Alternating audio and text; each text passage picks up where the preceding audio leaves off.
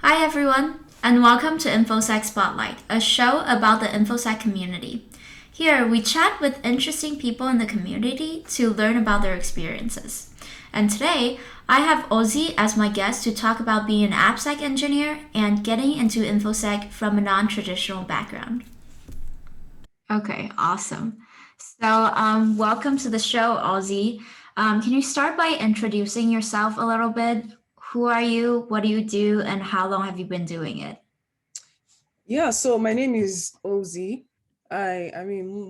Most people would want to give out their full names, but after having gone through so many, episodes of, having my name bastardized or rubbished in so many ways, I'm like, I'm going to make it simple for y'all. You can call me Ozi. Ozi is fine. If you want to learn my full name, we can do a masterclass around that. You need to sign up and pay a subscription or something. Uh-huh. So jokes aside, my name is Ozi. I have been in the information security field for about 2 years. I got my first role in 2019. Yeah, and for that period of time, I've also almost always worked in application security. So I am an application security engineer at Itrobu. So we are building a security program from the ground up. Our primary focus right now is application security. And from there, we plan to expand into other things, like overall security engineering functions. So that's what I do right now. hmm So, how did you get into this field? Did you have any infosec or IT experience before this? Yeah, I mean that is always an interesting thing for me to talk about hmm because everybody has an opinion on just about everything, right? And then you have gatekeepers who are like, you need to have 10 years of IT experience before you get to 15 before you can jump into infosec, which is not the case. Okay, hmm there's a lot of professionals in the field who have non-traditional backgrounds into infosec, so no one gets to stand up and tell you you have to have certain years of experience in IT or whatever. Sure, it helps, but I think the number one thing you need to have is a never-ending curiosity to figure out how things work, because hmm you cannot secure what you do not understand at the Right, for very base sure. level of it. So, back to me, I never had any prior IT experience. My first work experience ever was at a bank. I worked in sales, my worst professional work stint ever, selling products to anyone. By the way, I have huge respect for people in sales, but it's just not for me. And some people know that, but I mean, sales more so in a banking environment, no. So anyway, that was how I first started. Worked in the bank for 3 years. Then I did my master's in cybersecurity because for me it was like, how else would I be able to show people, prospective employers, that I have what it takes. So that was why I did a master's in cybersecurity. And then a couple of months after I graduated, I started my first role at Macy's. First as an application security analyst, then it evolved into application security engineering. So no prior IT experience. And if you're wondering, how many certs you need to study for, if you're wondering, I have to get a job in IT or whatever. If you want to do that, that's fine, but it is not a prerequisite. It helps, but it is not like a mandatory thing you have to get. So, for our audience members who want to get into AppSec and who want to work as AppSec engineers, can you tell us what the day to day is like as an AppSec engineer?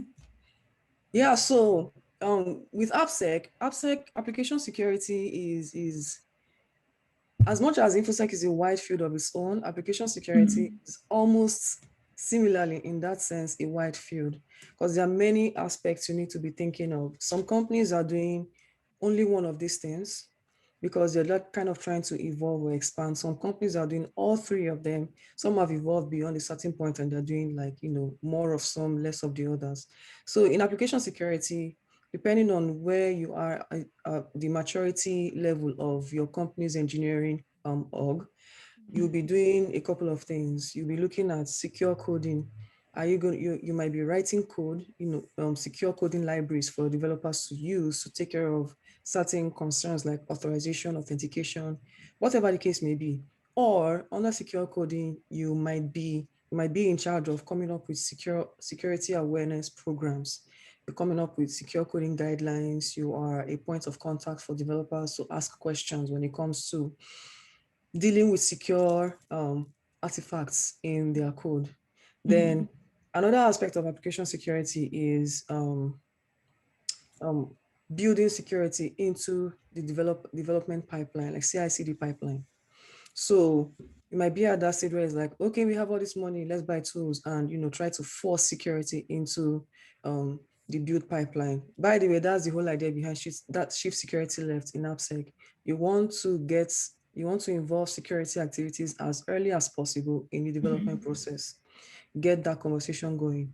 So that's one thing you might be doing. And depending on how expansive it gets, because I've worked in an org where you have just a very huge development organization. You have developers working on multiple projects across multiple teams. And you have some of these teams who have custom build pipelines.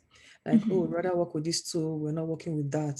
So imagine if you're trying to, build tooling into each of these different build pipelines. Each of these teams have their own preferences, separate considerations. So there is that much work to do in that. Then outside of that, you might be more involved with the penetration testing side of things. You might be a liaison between development and penetration testing, and you're like, oh, this is what we got back from our internal team or from our external team. Then you kind of formulate it into a risk register of sorts, and then you try to get the developers to fix those things. Now, some companies, link two of these together somehow. Some companies link all three, but depending on the maturity level, you might be doing, only a few of these things at any point in time. So those are the various aspects that you encounter in application security. So you mentioned that you're trying to build an AppSec program in your current company. What does that look like? Yeah, okay. So for a company where I guess it depends. Some How so? developers, some developers already have a sense of we need to be doing certain things securely. Like they already like have that thought of, I'm writing code, am I writing it well? They already have that thought of, am I implementing good code quality tactics when I'm writing my code? In that sense, when you're trying to start up an AppSec program, it is somewhat easier compared to when you're facing an engineering org where security is seen as a debt. It is seen as a tax. It's like, this is just extra work I'm not being paid to do. In that sense, you're going to have things like, oh, guys, this is what we found in your code. We need you to fix this. And then you get a response back from the manager or something saying, who is going to pay for this guy's time to fix this thing? So it's a whole thing. So when you're building an AppSec program, you want to understand the nature of the security mindsets of the development org you're getting into. And that starts from the top down. I think in all cases, you need to get management buy-in. If you do not, you're going to struggle a lot. You're going to struggle a lot. And by getting management buy-in, I mean you need to make your C-level people, your tech engineering, the VPs, the managers, you need to get them involved in everything security. You need to make them take ownership of security. Make them realize that when you build security into your products, you are giving yourself a competitive edge because you're going to gain not just customers, you're also going to gain their trust as well. It is trust that keeps customers with you. So if you're able to sell security in that way, everyone feels all right, I'm a stakeholder in this, So that's where it starts from, in my opinion. You need to get management buy-in. So from that point on, I think a lot of other things flowing, it becomes easier. Then you can look at, okay, what does it look like in our development org? Do we have tools that scan for code quality? Do we have tools that scan for this and whatever? In all of these things, you want to be able to take it step by step, take it easy. You don't want to just jump in and throw all the tools, because we humans by nature, we are resistant to change. Mm-hmm. So anything that looks weird to us that we did not welcome, we have nothing to do with that. It just kind of rubs off in a certain way, and we push back against it. Right, right. So, so you need to survey how things are done, and Mm-hmm. then start slowly, start from the beginning. A good place to start is security awareness. If you Mm-hmm. have an internal communications thing, you can send out articles every now and then talking about code quality practices. Maybe if you're lucky, they probably already do something like that. They already know about code quality. So in that case, you can tie it into security. Mm-hmm. Because writing secure code means you're writing neat code as well. You Mm-hmm. can do that, push out those articles, just kind of ease yourself into their thoughts, get them to have that discussion going. Then from there, you can look at, okay, what does your build process look like? We've talked about security to some extent. Then we can look into what their build process looks like. Okay, what time does it take for, on the average, for a feature to run from beginning, from the development phase up onto deployments? Then, so the aim of that is when you try to integrate tools or security activities in, you do not want to negatively impact build time by a certain amount. Mm-hmm. Right, So, for sure. yeah. So the main thing is we need to think of application security more as security integrating with energy. With engineering, you are leveraging the engineering culture of the organization to push security. So Mm-hmm. that's how you want to think of it. So you start with Right. that, you figure out, oh, what does the build process look like?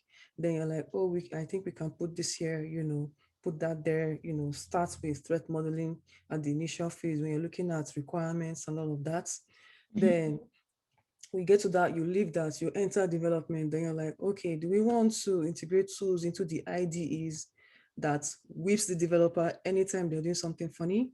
Or do you want to wait for them to develop it and then run it through a code scanning tool, a static code scanning tool? So those Mm-hmm. are two options. Some people put the both of them, some people put either of them. It's up to you how you want to start out. Right. Then you get through the development phase, then you get to the testing phase. So at that point, it is a good idea to work with your QA team, the ones who write out unit tests to check, for code quality. You can also work with them to um, also write unit tests to check for certain low-hanging fruits when it comes to writing secure code, that sort of Mm-hmm. thing. Right. So you can work with them on that, or like some people just do tools, all the things. They put Right. in a DAST tool, a dynamic application security testing. So that one Mm-hmm. kind of like in the testing, at the testing stage, you run the application briefly, and then the application kind of the DAST tool, test it while it is running to see, what issues it finds. Then Mm-hmm. after that, it goes into deployment. You want to have a way of looking into your application while it is in the production environment, because the idea is you're trying to simulate as much as possible what it would look like if an external attacker were trying to get in, and the way I've talked about it is a straight line, but for this to be largely successful, there has to be a feedback loop at every point in time. So look at it as it's a cyclic thing where it goes from requirements down to development phase and it goes back down that way. So your requirement stage, like, okay, is there something we missed in threat modeling? That's why this issue is maybe coming up, or something like that. So that feedback loop is very important. Mm-hmm. Right, I see. So, from your experience working with developers and management, do you see this attitude towards security changing over time over the past few years? Um, well, in I haven't worked long enough to where I have seen obvious changes, but I will Mm-hmm. say that over time, as people are trying to figure out how best we can do security, how best we can bring security into development. I think we have more developers, being open to these kind of things, Mm-hmm. you know, and and and in that sense, it helps you to advocate security better, because then they know, okay, this is why we are doing this, And like I said, it's all down to management. If management looks at it as all we care about is pushing out a fantastic product that solves all the world's problems, then your developers are only going to think about pushing out code that does fantastic cool stuff. Oh my God, my code can backflip. Yay. Or doing awesome stuff. But if the management sees it as, we want to push out an awesome product, but we also want to push out one that is secure. Your developers are writing this code. They're like, this is awesome, but is this secure? Mm-hmm. Right, for sure. So yeah, it's nice to work it's nice to work at a place where you have your top level executive management people who buy into the idea of building secure products, because it makes your work as an application security engineer much easier. Mm-hmm. Yeah, for sure. So how do you get into this position in the first place? Did you have to like apply for a lot of jobs to find this one? And were you looking for an AppSec position? Yeah, so okay, so when I got my first role, I wasn't looking for an AppSec role per se. I Mm-hmm. What are you wasn't. looking for? I was at this point where I was like, I had identified infosec as a wonderful field. So Mm-hmm. in my mind was, I just want to be here. Anything you give me, any role you give me, I Yeah. will take it. I don't care. I was like, if you need me to be anything, if you need me to be a lizard, if you need me to be a T-Rex, I can be all of those things. Just let me in. I was banging on every door that I could. Uh-huh. The only thing I knew at that point was there's some roles I knew that I wouldn't want to do, like risk management, GRC. I knew I didn't want to do that. I also knew that I didn't want to do but mostly GRC stuff. I was like, I didn't want to do that because I wanted to Mm-hmm. be more hands-on, in a technical role. Right. So yeah, but everything else was like, let me in, banging on every door. You know, I was just lucky that I happened to jump into an AppSec role, Mm-hmm. and yeah, I was just lucky. I was looking for everything and anything but the ones I didn't want to do. Mm-hmm. And I applied for, okay, so when I checked LinkedIn, because I use LinkedIn a lot, I use like multiple other job boards to Indeed, Dice, ZipRecruiter, um, I used Stellar.ai. I used many that I can't even name That's a now. lot of platforms. It's a lot, but I think the Uh-huh. last time I enumerated it, it was about 6 or 7 that I Uh-huh. used. But these are the ones I remember now. I use LinkedIn a lot anyway. So on LinkedIn alone, I'd applied for about 300 jobs before I Wow. got the one I had. And this is not including ZipRecruiter and the rest. Because Uh-huh. you have sometimes on ZipRecruiter, you have apply instantly or whatever. I did those ones. So I also did the ones where you had to fill out elaborate applications. So 300 on LinkedIn alone. Can't even begin to imagine, if you add up the numbers from ZipRecruiter or from Indeed or whatever. Uh-huh. And The I did all of, 300 for every single platform that you applied for. then that's about, you're looking at like thousands, Yeah, exactly. possibly. Yeah, But but were for you looking LinkedIn, for jobs just in a certain location, or were you looking all across the states? I was looking all over. I was Uh-huh. looking all over. I mean, I Right. knew the places I didn't want to be in. Mm-hmm. So, but if I saw a role in that location, I'm like, I need this job. Uh-huh. Okay. Yeah. So I was looking for jobs all over the place. I wasn't limiting it to any one location. And it was tough in that Mm-hmm. sense, breaking in, getting my first role, even though I was throwing my application all over the place. And there's this thing where people say, just throwing your application everywhere doesn't work. I kind of get that. But at the same time, sometimes you just don't know better. Okay. At that time, I didn't have a strong presence on LinkedIn. I hadn't used LinkedIn before then for about 4 or 5 years. I didn't have such a strong presence on LinkedIn. So you're telling me, oh, network more, reach out to recruiters more. Who do I know? Right? I didn't know Yeah. anybody. I didn't have anyone I could reach out to. It just took me, going on LinkedIn one day, and then I just put out a message there that, I've been looking for jobs. I feel discouraged and whatever. Then one of my very cool, good friends, very, wonderful, enterprising person, um, Katia Dean and Katoria Henry. It was actually Katoria that spoke with me in DMs, and she's like, hey, like, you don't have to worry. I know you're an introvert and all, but, send out a message, talk to anyone. You're not alone in this. Basically encouraged me. And from there, I was able to like put out a post, and then recruiters added me, added people, expanded my network just like that because one person reached out to me and encouraged me. So it is still something that I try to do. Whenever I see messages like that, it's like someone is sending out a message, an SOS, and I try as much as I can to reach out and be like, hey, what's up? What do you need help with? Then I help them as much as I can, based on what I have seen, being that I'm in the field. And then I also encourage them because it gets tiring and stressful and discouraging at times. And I totally understand where all of those feelings come from, being that I've experienced it myself.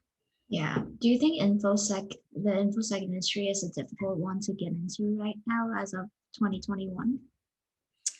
Um, infosec is the more I think a lot of the infosec field itself is continually shaped by the risks that we continue to face on a daily basis. Mhm. Right. At some point, like in the 90s, um, around the time when Frack magazine came out with SQL injection and all of that, people were like, oh my God, we could SQL web applications and whatever. And then next thing you know, someone found out that you could, do other fun things. So the infosec field has always evolved in response to some of these risks that we discover along the way. So the more we discover these things, either through breaches or through some kind of research or whatever, the more the field is going to expand. And that's, I think, the idea behind, oh, there's going to be a projected 50 million jobs on field by whatever year. Mhm. That's the idea behind that. So the infosec field is always expanding. For that reason, we always need all the help we can get. The only problem is infosec is not down to an exact science. So it's kind of hard to say, oh, for you to get into infosec, you need to do this, do that, do this, do that. We can only identify some things that help and then offer whatever, assistance, mentoring, and whatever that we can to help those who are coming in to know what to expect in their respective fields. Yeah, sure. So for you, besides your master's degree in cybersecurity, did you do anything other than that, like any trainings or certificates? No, I did not. Wow. I I really did not.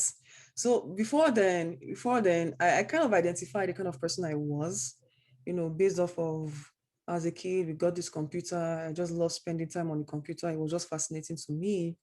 And then I'm like going through majors that I could do in the university when the time came around. I'm like, oh, computer science, yay, go me, computer science. And then the time comes, I'm like, Mom, I've decided I want to do computer science. And she's like, yeah, no, you're not doing that. Like, you're not doing that. So the reason why was because back in my home country, there was this general consensus that if you really wanted to be counted as a successful person, you have to be doing one of 5 or 6 professional um, Mhm. you know, courses. Number one is you're either an engineer, you're either a pharmacist or a doctor or a lawyer, Uh-huh. or what was this other one? The accountant? Accountant. Any of Yeah. those roles are exactly, you know, We are the same thing. yeah. Yeah. It was that. So computer science wasn't a thing back then. Yeah. And the only people we knew who had done computer science were the ones running like a small room cyber cafe along the streets where we lived. So for us, it's like computer science is dead end. You probably do that and end up doing a cyber cafe thing on our road, which sucks. You're going to be a loser. So that was what my mom told me. And she's like, you're not doing that. I don't want you to end up like that loser down the streets. So think of something else. So I'm like, okay, if I'm not doing computer science, let me learn how to engineer computers, right? That's also Mhm. interesting. And then she's like, well, no, your brother already took that one. Your brother is doing computer engineering, so pick another type of engineering. Uh-huh. I'm like, no, I'm like, oh my God. And then I'm like, okay, so electrical electronics engineering sounds cool, right? After all, these devices basically run off of electronic components. And then Mhm. my dad, who is an electrical engineer, he works on a cargo ship, so doing all those electrical stuff on these huge moving vessels. He's like, oh no, that's area is not for ladies. It's not for ladies. So no, don't do that. It's not for women, And he was coming from that perspective of he works on a ship. So that is the only application of electrical engineering. And I believed him for some stupid reason. Like, I don't know why. Now when I think of it, I'm like, I was usually that person who, if I believed in something, I would stand my ground and tell my mom this is what I wanted to do. But for some reason at that time, I didn't stand, I believed everything they said, even down to the electrical engineering is not for women. Then I settled on chemical engineering. That was my first major. Imagine my surprise when I started school. I met friends in electrical engineering who were not guys. I was like, yeah, I feel like I've been deceived, but Yeah. feel like I've been deceived, but I'll just go with the flow at this point. I can't Uh-huh. change it. So you couldn't like change your major easily when you were in college? I could, but it was stressful. And Mm-hmm. also it's like the engineering courses are 5-year courses. Mm-hmm. Stay in school for 5 years. And I was like, if I had to switch at this time, I'll probably add on an extra year, which is gonna like keep me in school for longer than I need to be. Yeah, for sure. And the whole process was stressful as well. And I'm like, Mm-hmm. chemical engineering might not be that bad. So let me go along with it. Spoiler alert, it was awful. And that's why I didn't get a career in chemical engineering. I wanted to Uh-huh. give it a chance, really, but Right. it just didn't work out like I had hoped it would do, Right. which is So good anyway, because here I am now. yeah. And after you graduate, you're just like, I'm going cybersecurity. So after I graduated, I was thinking, oh, let me give chemical engineering a chance. I got a job in Mm-hmm. chemical engineering, but the pay was trash. And then I had I had this I had this other job at a bank. It's like, Uh-huh. oh, it's a bank, they pay lots of Right. money, they pay better. So I'm like, okay, let me take this one while I Mm-hmm. figure out where I want to be later on. I just knew I wasn't going to work at a bank forever. It Mm-hmm. was while working there, it was 2016 or 2017-ish when there was this breakout of Petia and non-Petia, not Petia, that affected hospitals in the UK. Then my bank got a memo saying, y'all could be next. So you people need to fix this and fix that. So I'm like, we hear of this issue affecting hospitals in the UK. So if the body regulating banks here feels that we'll be at risk, then this ransomware must be a big deal. So from the word ransomware, I began my research, like what is ransomware about? I learned about viruses and Trojans and the what, and then learned about, oh, there's a field where people try to like work against these things. What is this field about? Oh, cybersecurity. Okay, what's cybersecurity about? Information security, what are the different roles? And that's how I kind of settled on doing my master's degree in cybersecurity. Mm-hmm. Around that time, I was desperately looking for a way out. I didn't like my job at all. It was hellish. And I'm like, okay, I should be thinking about making a career switch right now. So I was already in that searching mode, looking for options. What was my way out? Many different things I could do. Then that memo came in. So along with all of the research I was doing, I looked into this and found out about infosec. I'm like, this looks like a really good field. And you also get to work on computers. Like your work here is basically understanding how computers work, how they communicate in the network so that you can kind of secure them. Come on, let's do this. Mm-hmm. So that's how I happened into cybersecurity. I applied Mm-hmm. to a couple of schools in the US. One of them gave me admission, but the major wasn't necessarily tied to cybersecurity. It was like, I think, masters in computer and information systems with a specialization in cybersecurity. I'm like, well, Mm-hmm. anything works. I got it, but when I came here, I found a school whose major was specifically in cybersecurity. So I transferred, and that's how Mm-hmm. I got my major. Mm-hmm. So what do you study in that degree? Oh yeah, it was lots of fun courses. Like they were fun to me at the time, being that I was a beginner, and it really Mm-hmm. gave me an insight into some of the skills that are required. So we took courses in information assurance. Mm-hmm. Basically talks about different operating systems, integrity models, CIA, the confidentiality, um, the CIA trial. I can't believe I've forgotten this. Oh my Integrity and integrity and availability. Yeah, the it's CIA escaping me tried. now. Yeah. Some of these basic things you forget the longer you stay in the field. Yeah. That's hilarious. I So think we this all have to learn this, but then when you really need a like reset, then it's like, oh, what is it? yeah, so the CIA triad, learned about the CIA triad, learned about cryptography. Mm-hmm. Um, that's the cryptography class we took. We took a oh my god. Cryptography class. We took a cryptography class. I need to stop saying cryptography. This sucks. So What's the alternative though? Is- so I took that. Then we also took a web application security class. I enjoyed Mhm. that class. We also Mhm. took an ethical hacking class. Nice. Um, we took those were some of the memorable classes that we took that I can Mhm. recall. I also took a database basics class. So that was where I learned about SQL queries and whatever. And that Mhm. was how I was able to like, oh wow, this thing they talked about in the web application security class about SQL injections, it all makes sense now. Did that. Also took a basic programming class in Java, but I freaking hate Java. So yeah, Do you I have to did. program at all in your job right now, besides maybe making scripts? Not right now. Okay. Not right now, not at this point. You know, and on that whole coding thing, some people tell you that it helps if you can code, but like depending on where you are in your the maturity phase of your company, you might not need to write code that much. And Mhm. honestly, application security is all about getting developers to take responsibility for the security of their code. Mhm. So you writing secure coding libraries, um, I think it's just something that some companies came up with because it works for them. Mhm. But if you design it in a way that you get developers to take responsibility for the security of their code, you won't ever need to be writing those things, in my opinion. Mhm. Okay, so it does help because the idea is if you've written code long enough, you'll be able to understand it. However, it really doesn't follow in that sense. Okay, Mhm. because right now I learned Java, I know Java, I know JavaScript, know JS. I'm also learning Scala right now, Right. so I will not write code in any of those languages to save my life.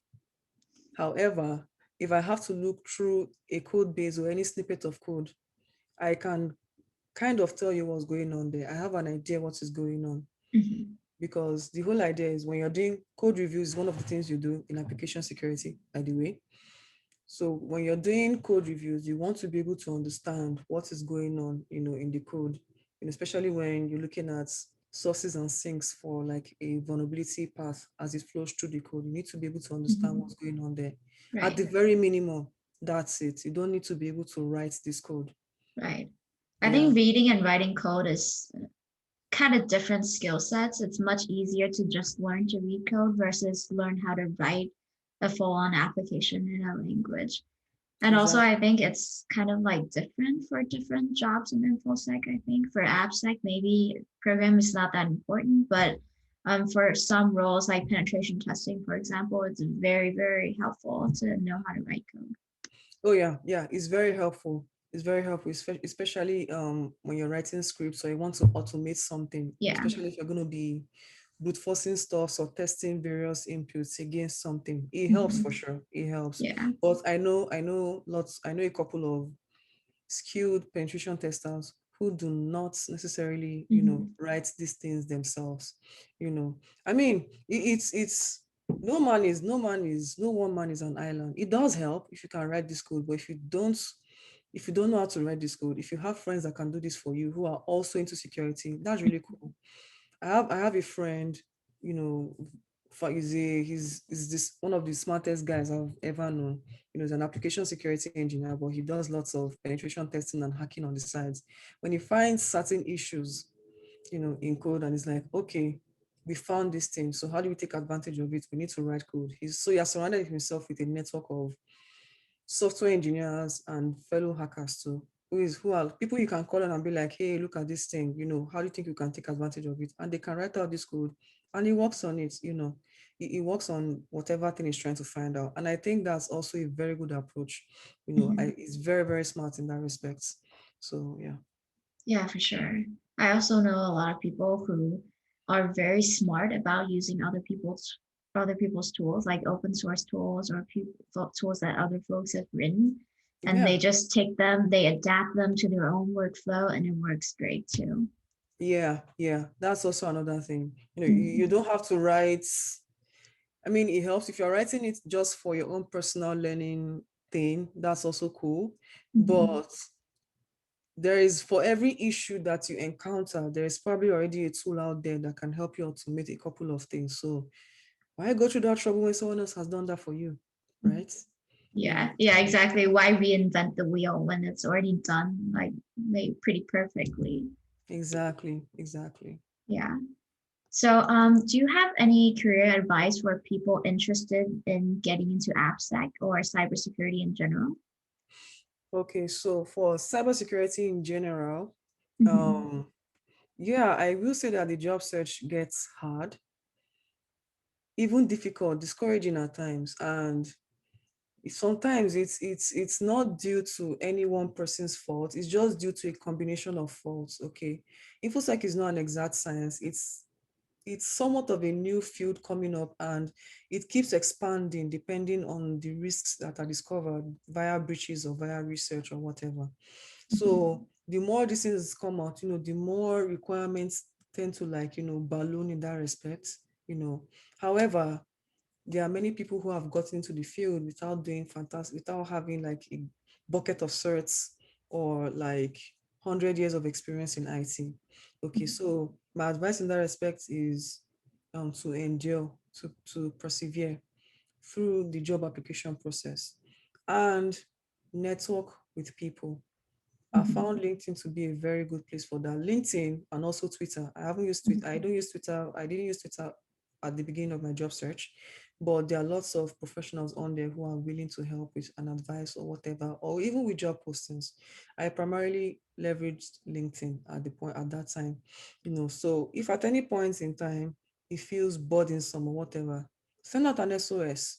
You'll be surprised the number of people who are willing to jump in and like give you words of encouragement to keep you going, or to like help you with actionable tips, or like actually give you job um postings or offers that could be very useful for you.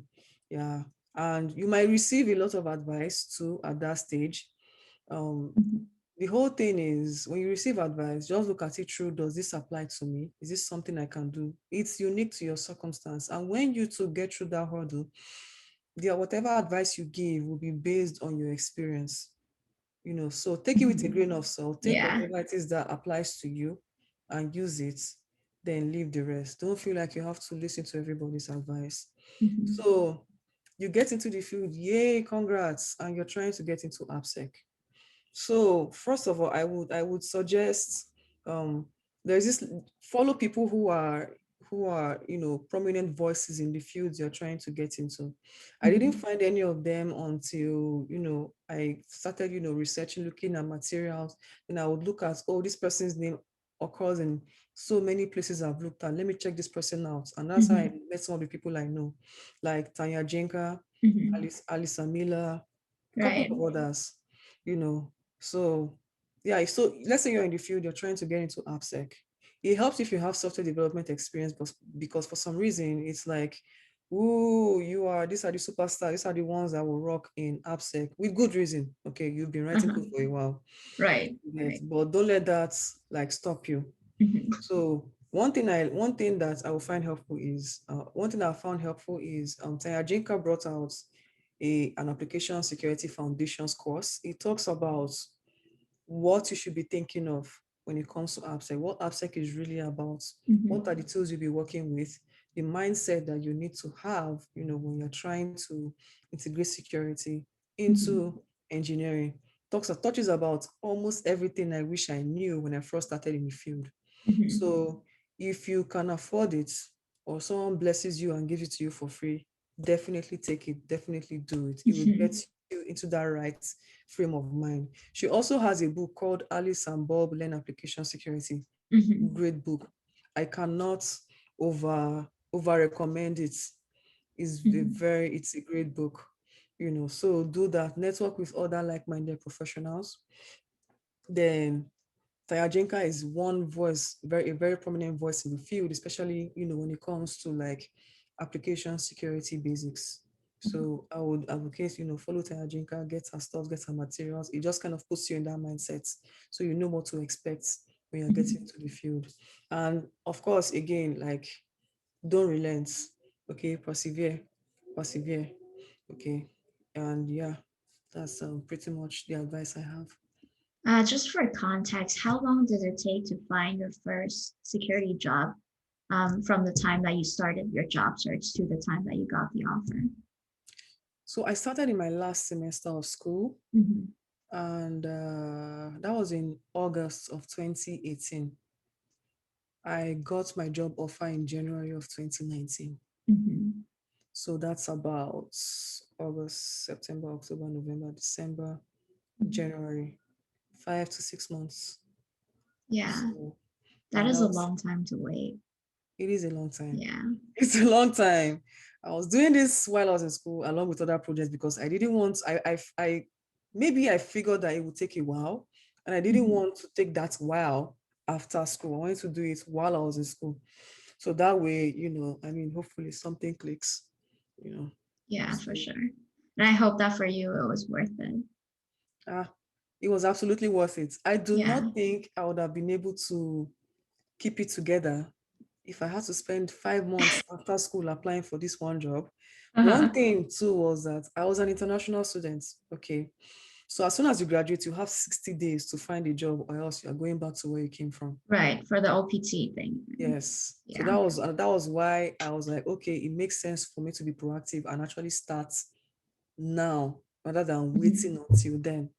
Because if you wait till then, the closer you're getting to the end of your grace period, the more you're pressurized to take just about anything. Mhm. And I'm like, I don't want to get in that position where, I just take anything because I'm desperate.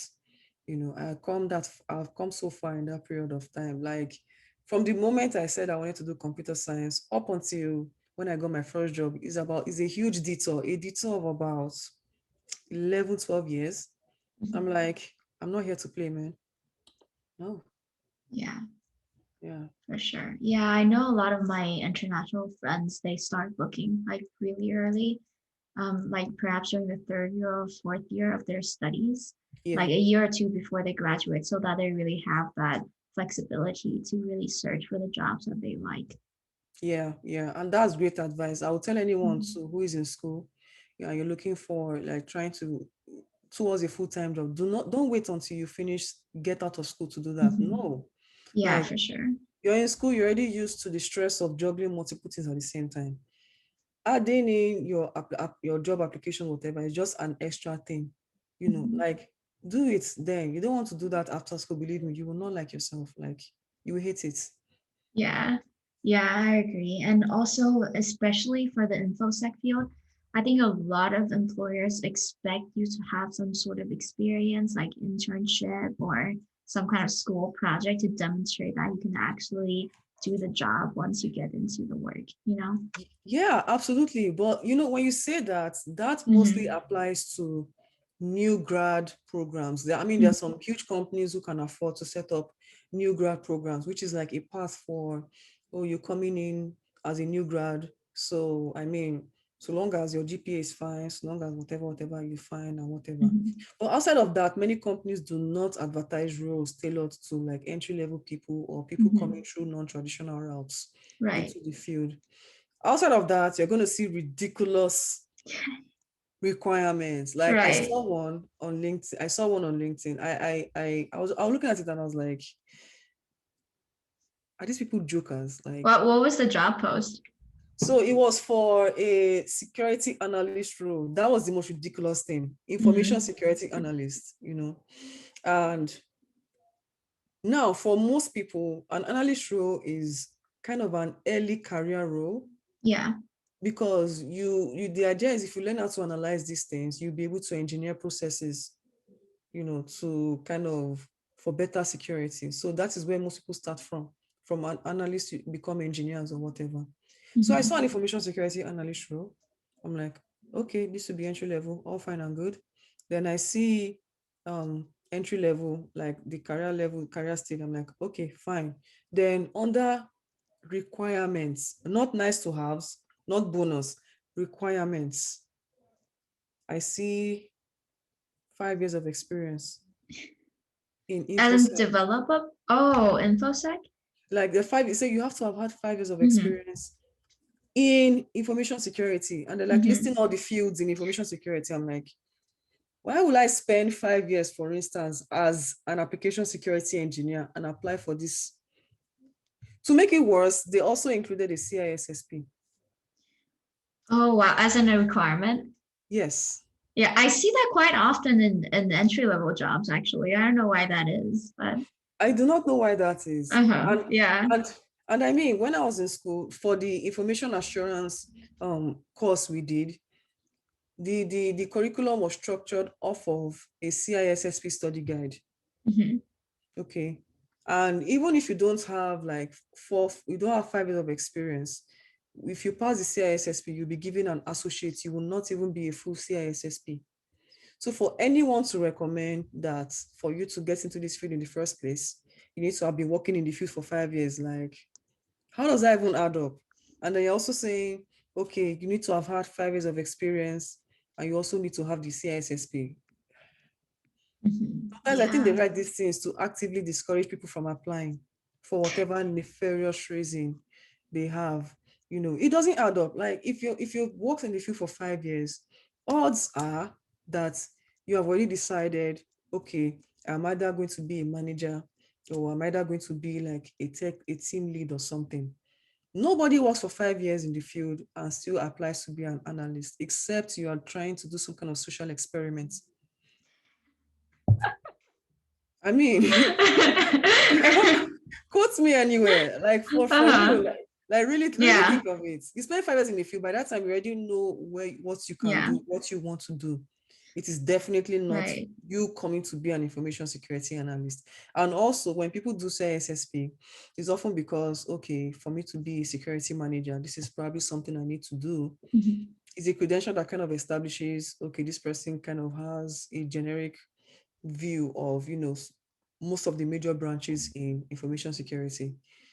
Anybody who has that mindset of, I'm doing a CISSP so that I can become a manager at some point, will not come back Uh-huh. to be an Yeah. information security analyst. So Mm-hmm. that was so ridiculous. And I'm like, there has to be a clown behind these job descriptions, because there is no way, like, that doesn't add up in any multiverse, in any Mm-hmm. alternate universe. You So know, something that I heard about these sort of outrageous job requirements is that often the people who list the job requirements and the people who actually write it down are different people. And the managers sort of say, oh, I want someone with a CISSP with 5 year experience is good. And then they're just like, okay, required 5 years. But then it's not actually required, and you're still pretty much welcome to apply for the job, even if you don't meet those credentials. yeah, that is actually very true. Mm. Because I have a recruiter friend from my first company, and Mm. she would tell me about how some of these job, when I first got in and we're talking, and she's like, yeah, the job description was just, it's just a whole thing of managers are torn between, you know having somebody that fits all of these descriptions. They want to Mm-hmm. find a unicorn. Yeah. However, Yeah. they would just about talk to anyone that applies to that role. Mm-hmm. Yeah, for You sure. understand? I mean, in that case, we've been talking. We are talking of a case where there's communication between the hiring manager and the recruiter. Mm-hmm. Like there's a feedback loop involved. One of the Yeah. case where the hiring manager just says, "Boom, this is what I want," and the recruiter looks at it and is like, "Yes, makes sense," and then tacks on additional requirements to that. Mm-hmm. Hiring manager doesn't know, and they're like, "Oh my God, this role has been open for so many years. Nobody wants to apply. What's going on with us?" Mm-hmm. So it's a whole thing. There's a lot of there's the dynamics involved kind of make it complicated. Mm-hmm. So that's why what some companies are trying to do now is they eliminate like the degree requirements involved. Mm-hmm. They also eliminate the listing of certifications. Even when they list it under bonus or good to haves. Yeah. So Yeah, for your, sure. so your requirements will only consist of the things that you'll be expected to do in that role, like experience in, let's say you're going to be, you're going to be administering tools and whatever and looking to make sure that it works fine, then they will tell you as part of your requirements, you need to have experience in, administering, let's say, SIEM tools, for instance. Mhm. You don't Right, that get makes into sense. specifics and all of that. So that way, Right. anybody who has worked in, let's say, Splunk, feels confident that, yes, I mean, I've worked with a SIEM tool before, so whatever other SIEM tool they're using here, I will be able to master it based on my experiences. So it gives people more confidence to apply. It makes the job description more welcoming to other people. So that way people can look at it and really assess where they are Yeah. with respect to this role that they're trying to apply to. Right. Which I think if even if the job requirements are quite strict, that doesn't mean that you can't apply if you don't Oh, fit the criteria. absolutely, Mhm. absolutely, absolutely. When I applied for my first role, I looked Mhm. at the descriptions. I could only do about 40 or 50% of it. But I was like, YOLO, open the applications. you know, Yeah, for sure. I got that advice from someone who was like, just because the application, the requirements, you can't do all of everything that is stated, it doesn't mean you should not apply. Like, I mean, apply if you can do 40, 50%, send out the application. Okay. You don't have to be perfect at everything. A good job, a good role should be one that gives you room to grow. Mhm. So you don't necessarily have to be an exact fit. If you can do like two or three of the basics, you can learn and therefore grow into that role that you Mhm. apply for. So that is what a good company would be looking out for anyway. So you don't have to meet 100% of the requirements or the qualifications. Just YOLO that thing. Send your applications, you know. Yeah, I love that you're using YOLO as a verb because it fits the situation perfectly, you know?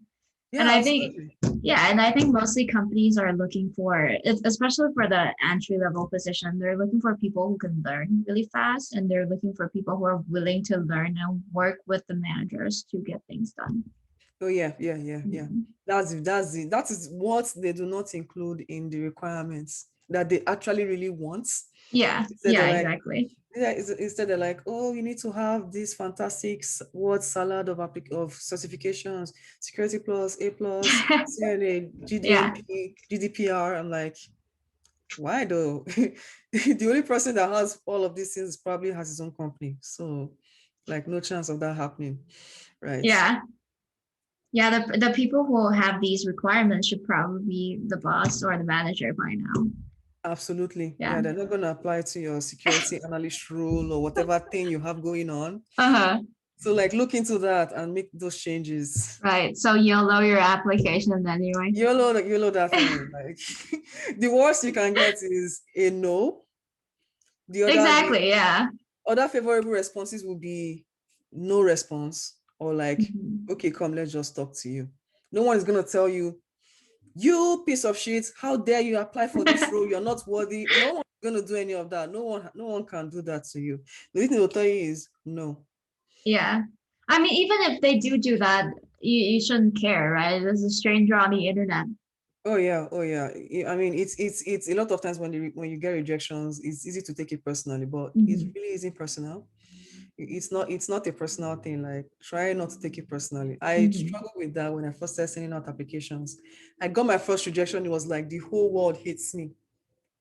That was how I felt. Yeah. And it affected me the whole day. I was down and I just got out of the class. I was just looking some type of way. My friends were like, hey, Ozzy, what's going on? I'm like, man, I just applied to this role. I honestly swear I thought I got it and I got a rejection. I just feel so bad. I feel like nothing else is ever gonna work out. I feel like they will never ever give me a yes. And then they're like, hey, look, it's not personal, okay?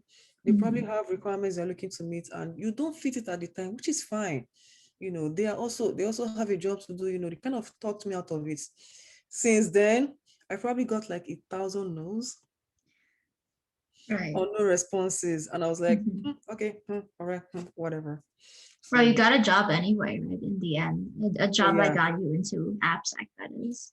absolutely. Mhm. Yeah. And it Yeah. came from that one thing where I was like, oh my God, I can't do this. Mhm. I'm going to apply anyway. Mhm. So yeah, That's it's been amazing. all, Yeah. yeah. Thank you so much.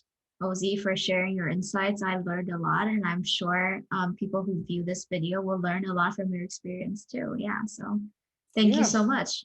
Thank you. Thank you for inviting me to, talk about my experience, my everything. I do hope that the insights I've shared will be very useful.